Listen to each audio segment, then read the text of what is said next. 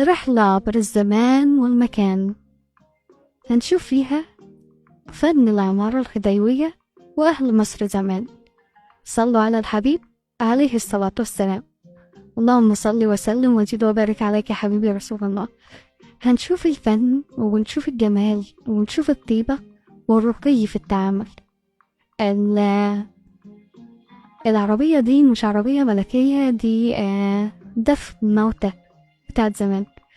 هنشوف الجلاليب مش بتاعت الفلاحين ومش بتاعت الصعايدة، بتاعت المهاجرين من الأرياف ومن الصعيدة لمصر.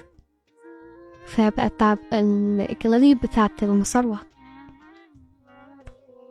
شوفنا العواميد، شوفنا الناس، شوفنا الحركة. دي مصر سنة 1938.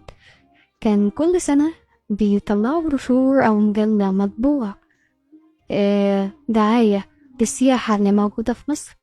بيصوروا فيها العمارة، بيصوروا فيها أهل مصر، بيصوروا فيها الحرف، بيصوروا فيها حتى المستشفيات علشان السياحة الطبية والعلاجية.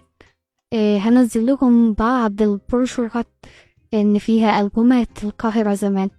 أرجو إن الفيديو يكون ده إعجابكم والرحلة تكون نالت استحسانكم. سلام.